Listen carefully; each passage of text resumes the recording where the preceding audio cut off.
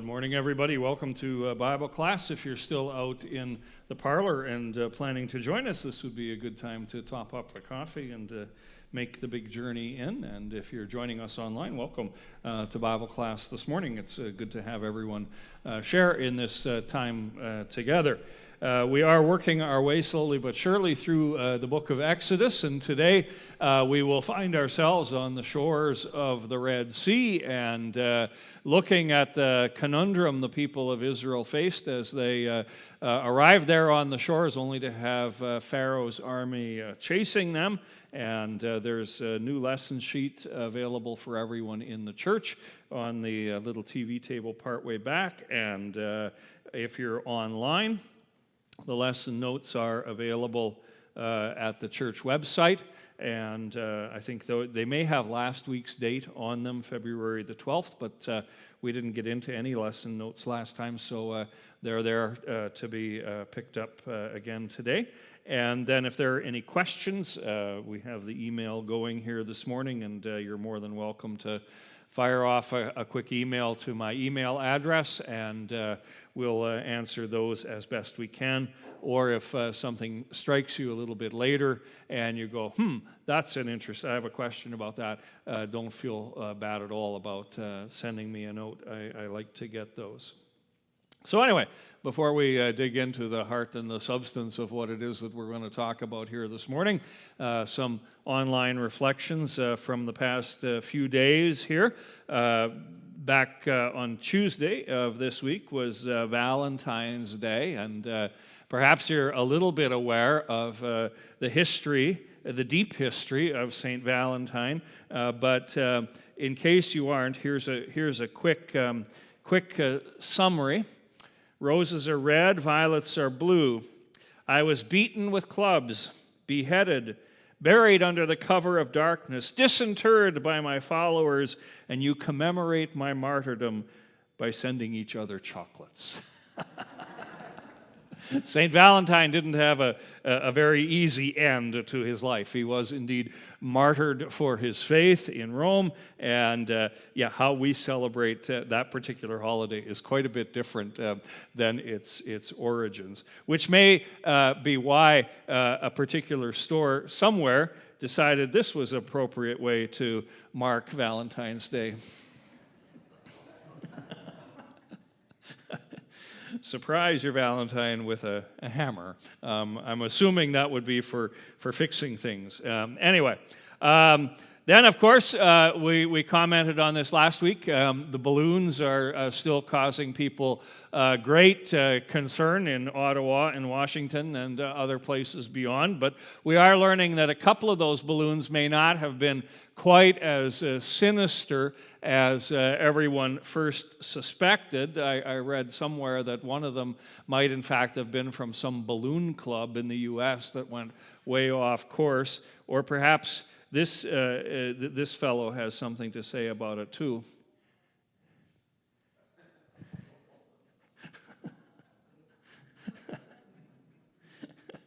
Anyway, and then, we often poke fun at others and their signs and stuff like that.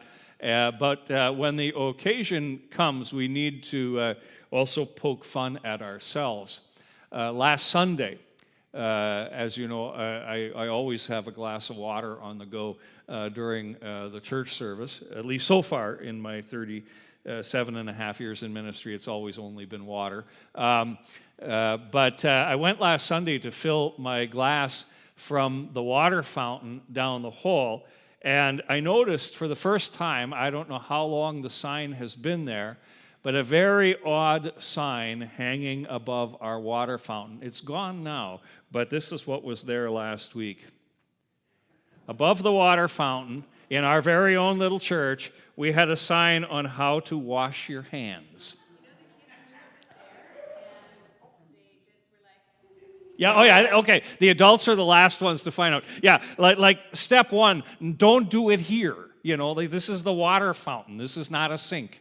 Anyway, we were all I was quite shocked when I saw it, burst out into laughter, had to snap a picture of it just to keep, on file that we're not all, we goof up too. The sign is gone now. We don't want you. Please do not wash your hands in the water fountain or do laundry or anything like that in the water fountain at the church. All right. Again, just a reminder, if you're tuning in a couple minutes late here, that the lesson notes are available at the website, and questions can be directed to my email address. And before we jump into Exodus again this morning, we did spend the entire class. I had thought to myself this would be a nice little 10-minute diversion at the beginning, and then it ended up taking the entire time, which I'm perfectly fine with, because it was a good discussion, and I think a very helpful discussion, where we talked about dealing with interdenominational, inter-Christian relationships that all arose out of a conversation we had in here a couple of weeks ago, 3 weeks ago, I guess now, and I thought it wise to spend a little time going over that. The one question that has come back to me, if you remember last time, if you were here, we talked about those 5 levels or stages or types of fellowship. We could use all kinds of different terms. I suppose that's not the issue. Ranging from everything from, just simple help with human care like we do through Canadian Lutheran World Relief to Bible studies, to rubbing shoulders with Christians in our neighborhood and helping in neighborhood concerns, to formal discussions between churches, to what we in our denomination call altar and pulpit fellowship, where we have a very deep relationship with other Christians and receive each other at others' altars, and even clergy will sometimes transfer between churches. In Lutheran Church Canada, for example, we have that relationship with our mother church in the United States, the Missouri Synod. We have that also with the Australians and a number of other Lutheran bodies around the world.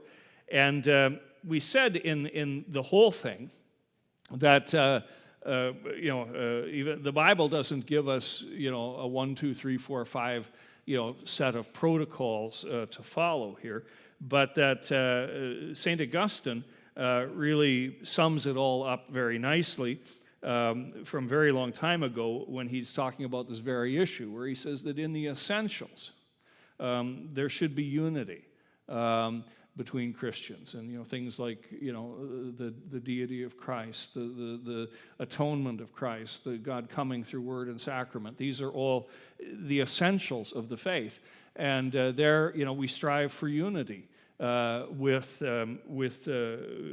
other Christians. In non-essentials, these are things maybe more in the realm of custom and tradition. Here we strive for liberty, okay, I've literally, I think I shared this last time, seen congregations come to blows over whether the pastor wears a white gown or a black gown. I mean, that's not an essential. It's a completely, whatever matter, and we should be don't not worry about these things. And in all things, love. And it's kind of from that, I did get a couple of email questions and a couple of comments after Bible class where people talked to me about, well, I'm in this situation and, what should I do? And, Bible study with other Christians or being involved in, back in the day, Billy Graham would have his crusades and churches would join together to promote that within the community and other things along that sort of line. And, as I said, many times when I get, 5 or 6 questions, there's probably 25 others all related to the same thing. And my response to that has been to say that these are really matters of Christian freedom, where, two equally informed, equally pious, equally devoted Christian people may come to different conclusions. For some people, it's just wonderful to be able to be part of a Bible study that involves people from various backgrounds and various denominations. Great. And for other people, that's a difficult thing and not something that's easily done. And so it's not a one-size-fits-all situation. And even on the more particular matters of, say, you're in another church and do you participate in the Lord's Supper? Well, probably as a general rule, no. But there are circumstances where that indeed might be not a wrong option. You know, I think, for example, of my last call, where I served as part of my call a country church that was situated halfway between Highway 14 in Alberta and Highway 16. Now, that doesn't matter except that Highway 16, which is the main Yellowhead Highway out of Edmonton, was all Missouri Synod, old Missouri Synod congregations that became part of Lutheran Church Canada. Highway 14 was all, and largely Germanic people on Highway 16. Highway 14 tended to be filled with communities that drew on a very strong Scandinavian heritage. And so you had the Schmidts on Highway 16 and the Olsons down on Highway 14. And that was all done by one of the other Lutheran synods. Their congregations are all down that highway. And my congregation at Zion in McLaughlin was right in between. And so when people retired and moved off the farm, some of them would migrate up to Lloydminster, where the city church was, and they'd be part of that congregation. Others, for family reasons or whatever, would migrate to a place called Wainwright, Alberta, where there was a congregation of the other Lutheran church. And you know, it's a long drive between those two places, Wainwright and Lloydminster. And so when people from my congregation would retire down there, they would affiliate themselves with the congregation down there. Well, you know, then they would mostly, I'm sure, go to the Lord's Supper with them.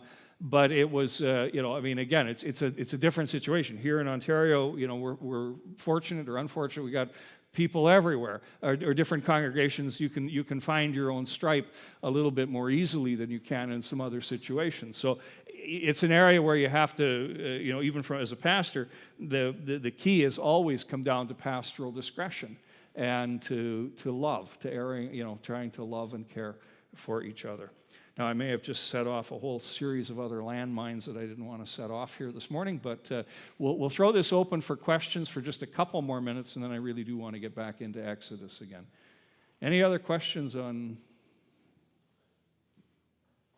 So be loving to each other in these things. All right, okay. Going once, going twice, sold. Is that a hand up guy, or are you just? You're just resting. Okay, I'm learning to see anyway, all right. All right, in Exodus, let's get into Exodus here. This is where this is what we're really all about here. We are coming to the Red Sea, and if you've picked up a lesson sheet this morning or downloaded it online, you'll see that we are in Exodus chapter 14. Maybe just before we dig into the material itself, we'll just sort of recap the situation very, very, very quickly. Exodus chapter 12 was the story of the Passover, the final plague, the death of the firstborn of the people of Egypt, and the salvation of the Israelites through the shedding of the blood of the lamb that was on the doorposts, which then becomes a memorial annually, and that is at the root of our own celebration of the Lord's Supper, and that carries over into a number of things in our faith yet today. Chapter 13, in between, talks about the consecrating of the firstborn.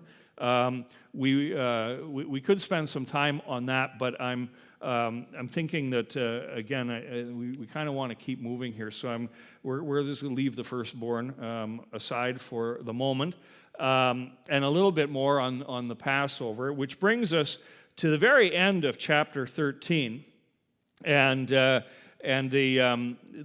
setup to the events at the Red Sea. So I'm just going to read for a little bit as we cover the rest of the Exodus, the actual Exodus itself, and then the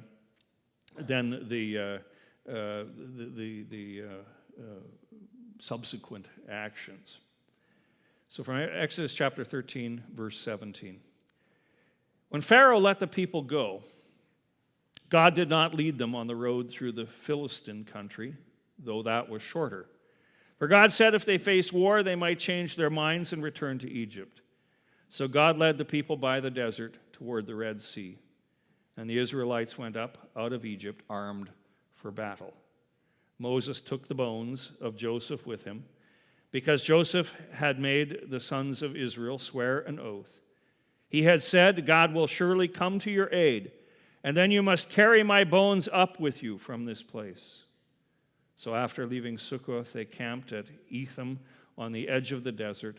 By day, the Lord went ahead of them in a pillar of cloud to guide them on their way, and by night a pillar of fire to give them light, so that they could travel by day or by night. Neither the pillar of cloud by day nor the pillar of fire by night left its place in front of the people. With this, we move into a kind of new understanding, if you will, of God's activity with his people. Up until now, the key thing that God has been doing in this story is coming to the aid of his people in their distress. In a certain sense, the theme statement for the first 13 chapters of Exodus is given to us in Exodus chapter 3. This is where Moses meets God in the burning bush, which is the big revelation to Moses that sets the tone for everything that is to come. And the Lord said, I have surely seen the affliction of my people who are in Egypt, and I have heard their cry because of their taskmasters. I know their sufferings, and I have come down to deliver them. This is what the Exodus story has been about to this point in time. God working to deliver his people. Thus the meetings with Pharaoh, thus the plagues, thus the death of the firstborn, to bring his people up out and to deliver them from the hands of the Egyptians. But now, things change a little bit. And this God, who has been their deliverer, now becomes their companion. And there's a new theme statement that we just read a moment ago. God is still going to fight for his people, absolutely. And there will be many instances as they journey to the promised land where he will come to their aid and win battles for them. But for the most part, what he is going to do now that he has brought them up out is he's going to be their companion. We read this just a few moments ago. The Lord went before them by day in a pillar of cloud to lead them along the way, by night a pillar of fire to give them light so they might travel by day or by night. The pillar of cloud by day and the pillar of fire by night did not depart from before the people. God was with them all the time in a visible, manifest, clear way. As clear as the cloud, as clear as the fire. And the reason that God is doing this is because this is not going to be an easy journey. And the challenges are going to start right away. We're all familiar with the Bible passage, I think, from 1 Peter chapter 5, where Peter refers to the evil one as a lion seeking someone to devour. Your adversary prowls around like a roaring lion, seeking someone to devour. This picture is kind of cool, I think. This is actually, I'm told this was actually taken by a wildlife photographer with a telephoto lens after the lion had spotted him. And was not happy to see him. I'm not sure whether that was the last picture ever taken by that camera, but potentially it might have been. At any rate, and there is a roaring lion looking for someone to devour. Tim, I see your hand up on the balcony. Back up a slide, yes. That pillar of fire, that they might travel by day and by night. They didn't have lights back then. And the other part is Israel as a nation on the move was a very big body of people. So Yes. There must have been some pillar of fire. Yeah, Tim's making the comment that there must have been some kind of pillar of fire. Absolutely, yeah, because there were no other lights. They may have had small lanterns and things like that, but they didn't have they didn't have their cell phones to just click on the flashlight and carry on. And yeah, this isn't 10 or 15 people making a little trek here. This is hundreds of thousands of people journeying together. Kier, yeah.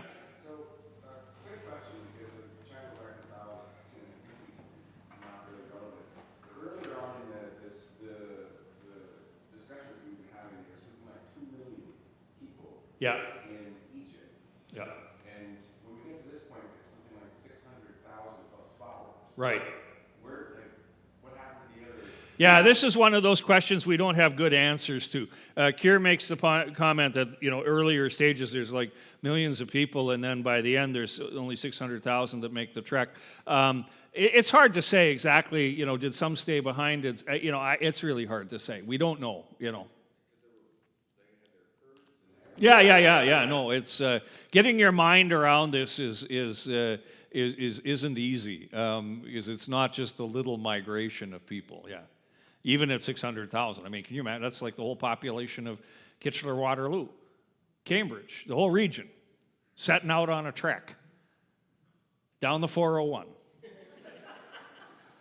Like, okay, all right, yeah. It's just not the easiest thing to pull off. Yeah, humanly speaking. Hands going up everywhere. Gord, yes. Wasn't that 600,000 just the men? Yeah, well, that was just the number here thing is, this is one of these things that's very hard about this in terms of interpretation, is getting an exact count of the people. I mean, yes, it's 600,000 just the men. Yeah, and You're not going to get an exact account because it was 600,000 men plus women and children plus other people. Maybe this is more like Toronto setting out down the 401 to Kitchener. I don't know, but it's a big thing, no doubt. Yes, James. Well, you just say, as you go through the first 5 books, there's a number of different numbering things, like they divide the land up and they set up for defense. They say they count so many people, but they're all soldiers. Yes. So many people, and they're all men of a certain age. Yes.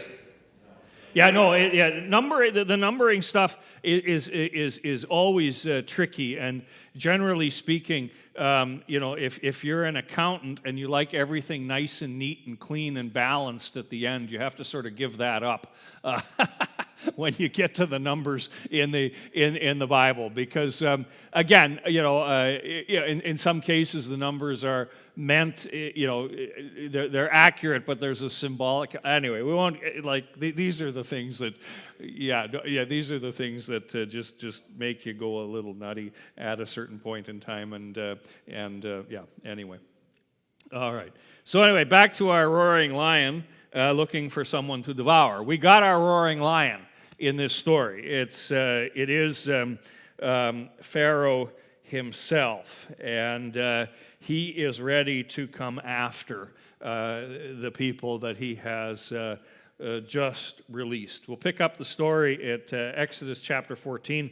I'll read for a little bit here and see. We'll fill in the story.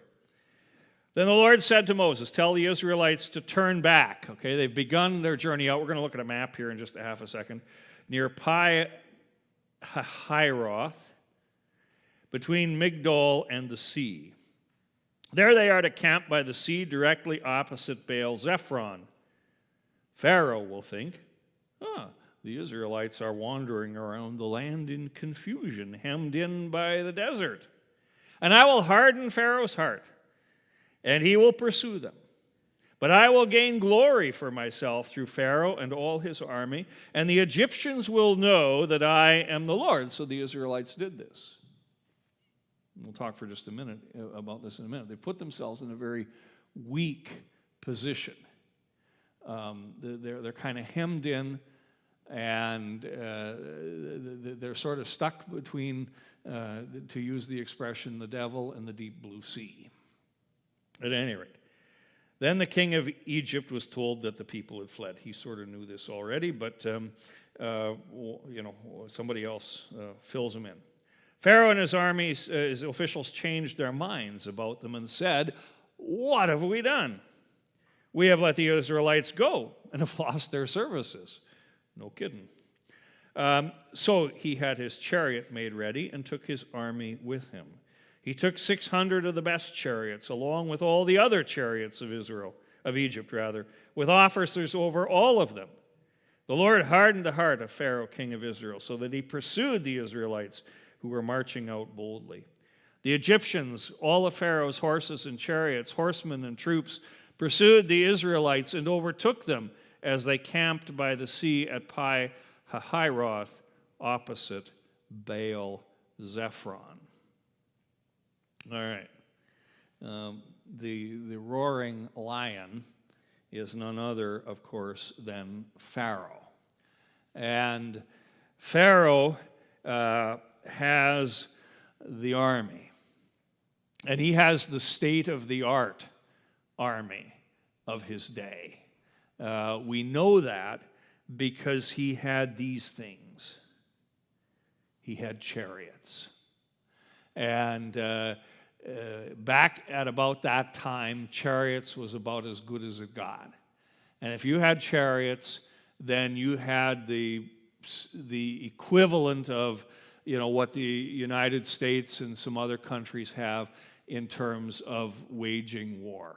You got the stealth bomber, you got the missiles, you've got everything you need to win the war, because the chariot was the thing that allowed you to go faster, to overpower, and that also provided at least some measure of defense. And this isn't the Egyptians here or the Israelites here who are being pursued, but you can see it just depicted in here, how Pharaoh's army typically did whenever it entered into a battle.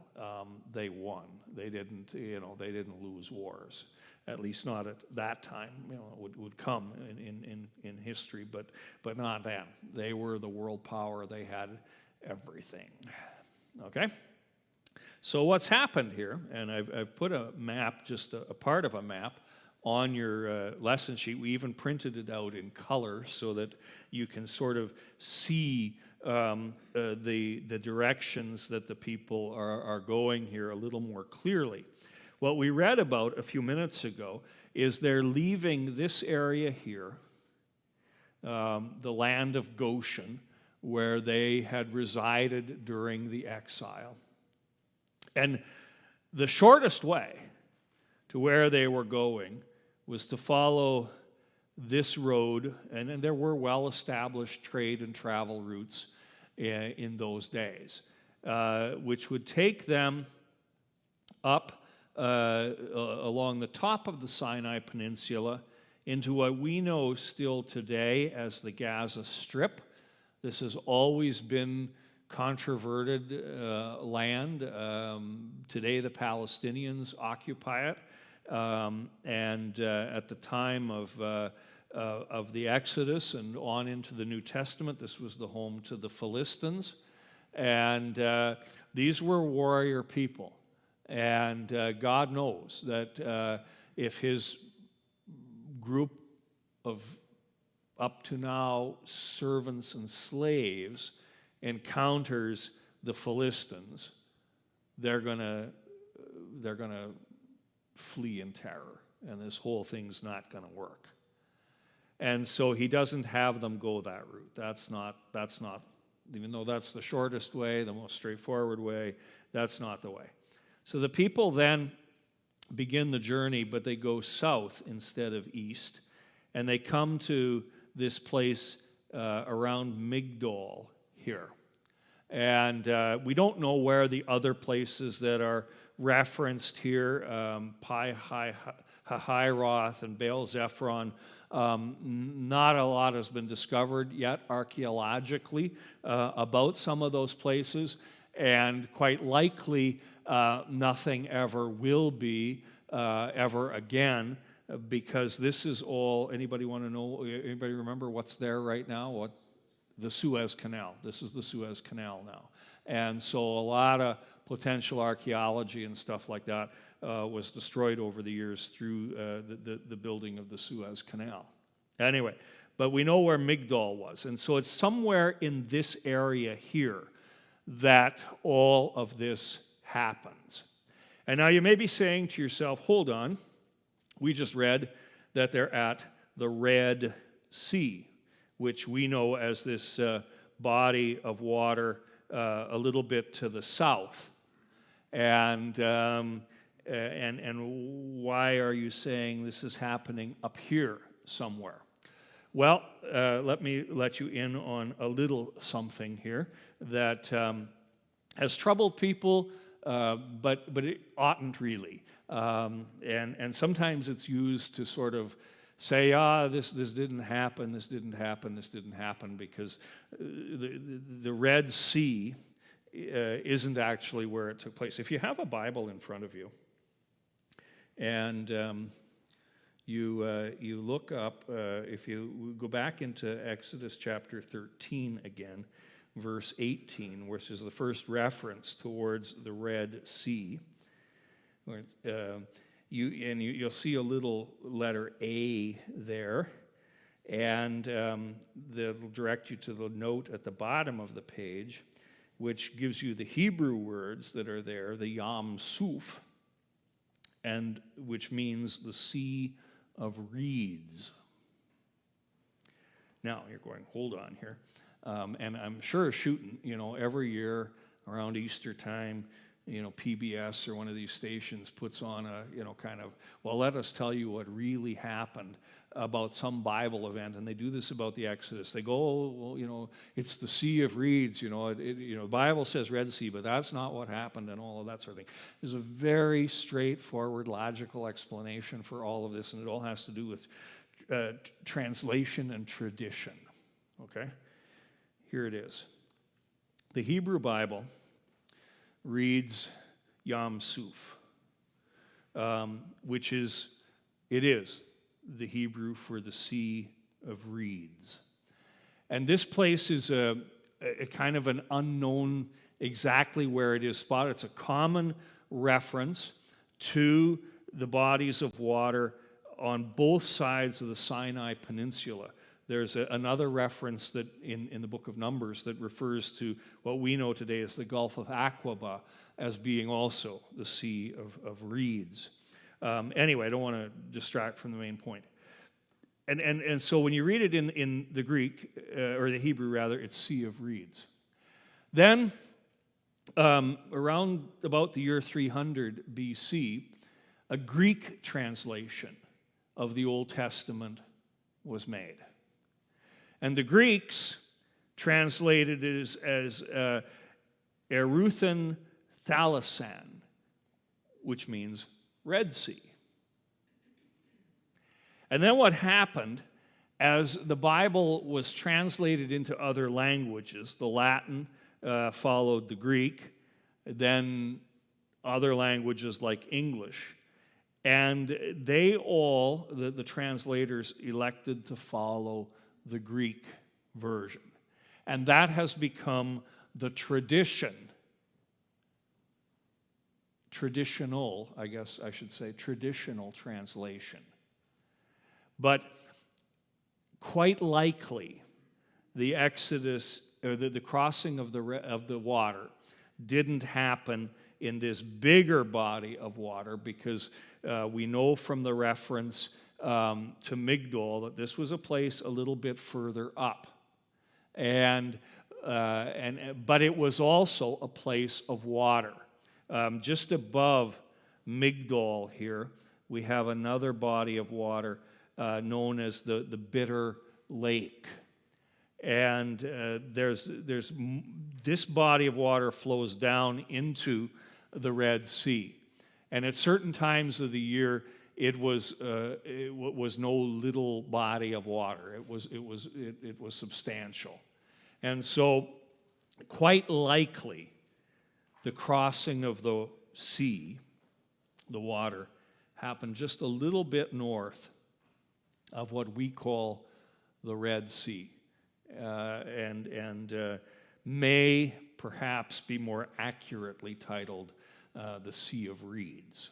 So if you're watching something somewhere and they're making some big thing about the Bible not being historically accurate and yada, yada, yada, yada, and you can't trust it and things like that, there's a perfectly logical explanation. It's just the traditional translation has been to leave it as Red Sea, even though we pretty much know it wasn't the big body, but something leading into it. Okay, I see a few hands coming up all over the place. The auction has started.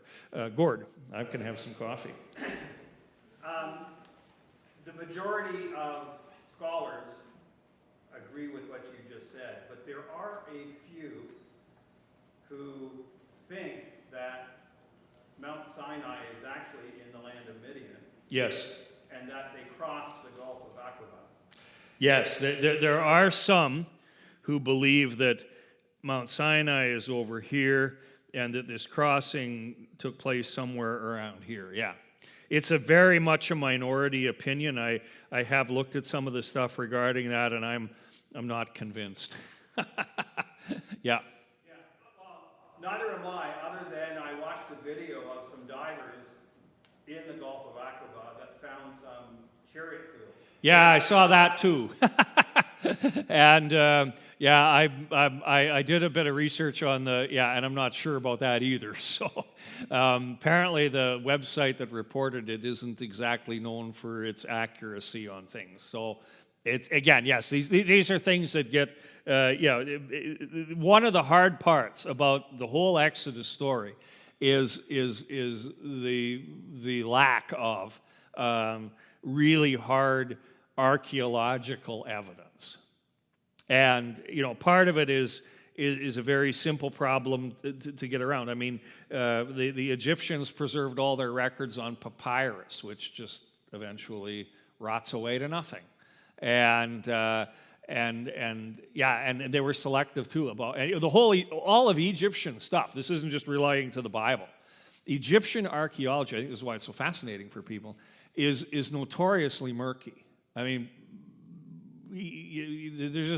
it's just messy, and everybody, even people not even dealing with Bible issues with Egypt, they're always very tentative about Egypt because it's really hard to pin stuff down archaeologically with them. Yeah, same here. Okay, Ray, I saw your hand. Yes, and this shallow reed sea, obviously because the reeds can't be too deep, was enough to drown the Egyptian army. Yes, yeah, it was definitely deep enough to drown the army. Yeah. I mean, you don't need to have 50 feet of water to drown people. You can, you can drown in much less than that. Yeah, and the wall, it says walls of water. They don't have to be towering over your head 100 feet. They just need to be over your head. And both of these bodies of water are sufficiently deep enough to have caused the fuss. Yeah. Oh yeah, sure, yeah. Yeah, I mean, in our mind's eye, we want to make this, and it may well have been. I mean, regardless of how you do it, it's an amazing feat. James, did I see your hand go up? No. Who was it else that had their hand? Oh, Marcus, sorry. Question for you. That caravan route that's just south of the city there would indicate to me that there's a fording across the channel there. Mhm. So at low time, in the dry season, you could have had a relatively low water, making it relatively easy to cross. Yeah. A big storm comes along to the north, and whoa, you're wiped out. Yeah, entirely possible. I was looking at something yesterday, just sort of poking around on this, that talks about both of. I don't know for sure. I'm not a geologist, but the Bitter Lake is quite deep. So too is the Red Sea, and there's a kind of a bit of a land bridge between the two that's not as deep, but still deep enough, and kind of like between the Great Lakes. I mean, the lakes are deep, but I presume if you go to Lake, where Lake Huron passes into Lake Erie, that may not, I don't know, maybe not be quite as deep because you can build a bridge over it pretty easy. So, yeah, Gord, Where would the desert be on that map? the desert. Like, there seems to be a lot of deserts in that area. All down in through here. Through the whole Sinai Peninsula is basically desert. So there's no desert on the left side of the Oh yeah, no, all through here. The whole mess is largely desert or wilderness country. No, because it said that they turned back towards the desert. Oh yeah, okay. There's a bit of desert over here too. Yeah. This is all. This is all part of the African dry lands and desert, right, Pastor Schul? Yes, correct. He says so. Yeah, this is all kind of deserty country in through here. Yeah. Okay. I love maps. So do you. We'll come back to this map again because this is one of the better ones I found in terms of just in a relatively clear way laying out where the journey happened. And as Gord correctly pointed out, there are some who believe that Mount Sinai was over here somewhere, but I'm not one that does that. I'm quite happy with the traditional location of Mount Sinai and down there at the bottom of the Sinai Peninsula. Okay, so bottom line, don't be rattled by seas of reeds and Red Seas and things like that. Probably as we go through this, I will just refer to it as the Red Sea because the tradition, the weight of tradition is upon us here. So we've got Pharaoh with his chariots and his horsemen and all that his army can muster in this time, getting ready to take on the Egyptians, or the Israelites rather, who are quite literally, between the devil and the deep blue sea. Let's read on here. As Pharaoh approached, this is Exodus chapter 14, verse 10. As Pharaoh approached, the Israelites looked up, and there were Egyptians marching after them. They were terrified and cried out to the Lord. They said to Moses, I love this line. This is so good. Was it because there were no graves in Egypt that you brought us out to the desert to die? I love it.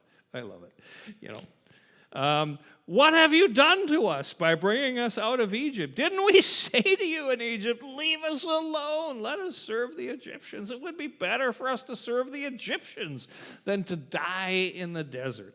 You got to love how people just, stick right with you, And the first sign of trouble, they're mad at God and they're really mad at Moses, like just spitting angry at him. For not leaving them alone. And we've all been there, I think. Anyway, Moses answered the people, do not be afraid. Stand firm, and you will see the deliverance the Lord will bring you today. The Egyptians you see today, you will never see again. The Lord will, I just lost my spot here as I was redigesting my coffee. The Lord will fight for you. You need only to be still. This is the companion God now becoming again the warrior God. And this is going to lead us up to a good place to leave things for today, because we have that same assurance. Jesus himself talks about being the shepherd to the sheep. My sheep hear my voice. I know them, and they follow me. I give them eternal life, and they will never perish, and no one will snatch them out of my hand. My Father who has given them to me is greater than all, and no one is able to snatch them out of my Father's hand. I and the Father are one. That same kind of care that God would give to the Israelites as the Egyptian army pours down on them is the care he gives to you and to me, that protecting, loving care as the good shepherd. No one will snatch us out of his hand. And then from Revelation, the great song of Revelation 7, salvation belongs to our God who sits on the throne and to the Lamb. And all we have to do sometimes in life, and we're not very good at, is letting the Lord fight for us. And